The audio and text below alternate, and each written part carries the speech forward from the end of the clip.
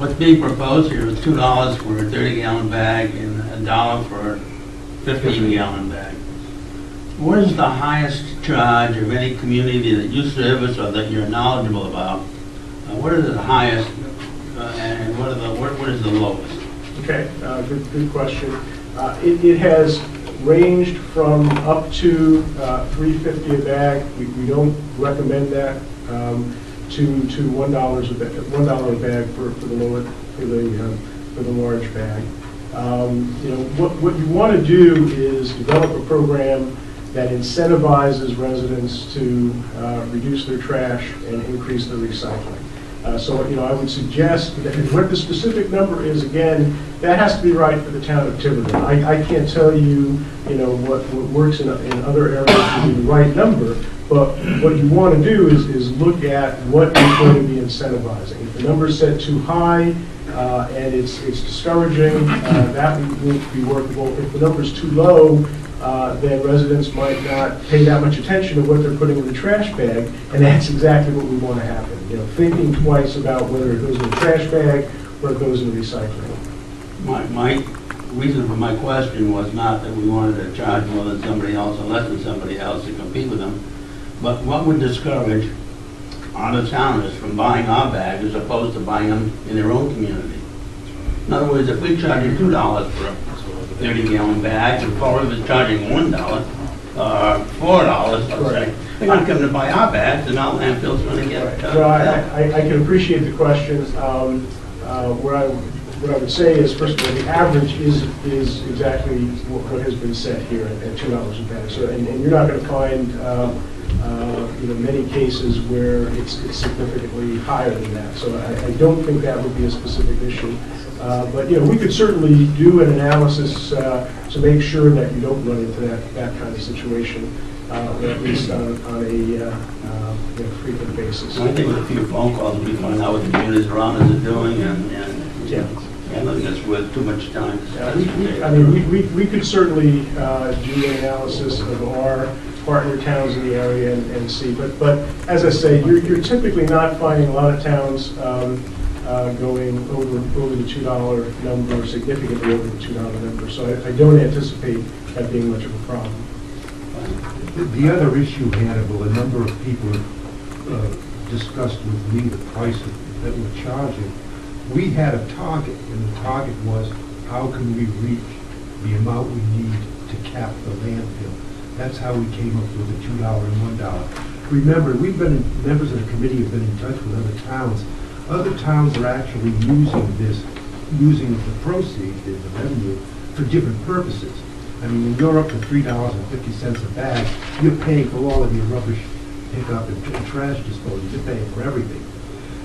So it all depends. It varies from town to town what they are using that revenue. Now the thing is based on the 5 years that it's going to take us to the end, or is it based on the 7 using the 2 that we're going to get? Actually, it was based on roughly a five and a half year period.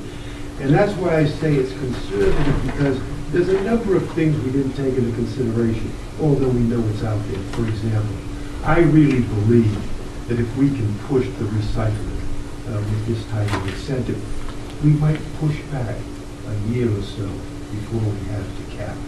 And the revenue from 1 year under this program, with the assumptions we made, is $622,000. So as I say, if you look at the numbers, you realize every one of them is a low number. And one of the arguments that we used for keeping in the 168 that were contributing, as I said earlier, was that we think that the town council needs some flexibility, the budget committee needs some flexibility, and where you should have the flexibility, don't confuse the taxpayers by changing the price on these bags.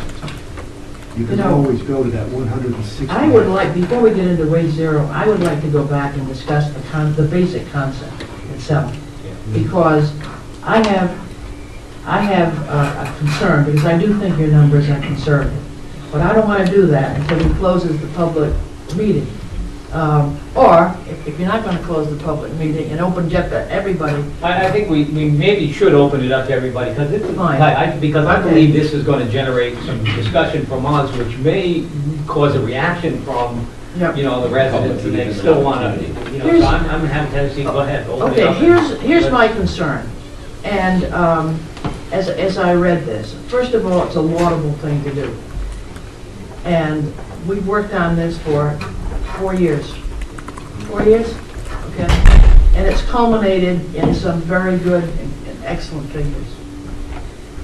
But I have this concern. I think some of these monies should go to repay and underwrite the cost of the landfill itself.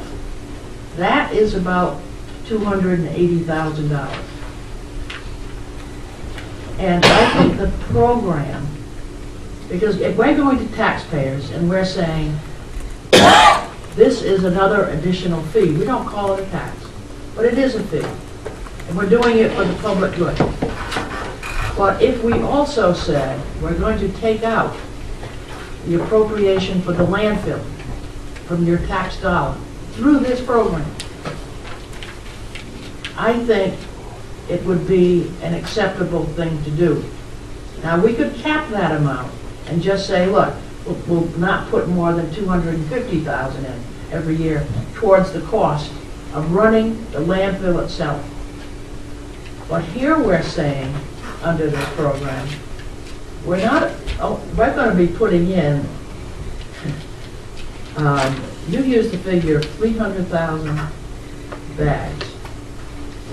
I did. You did. I did, yes. Okay.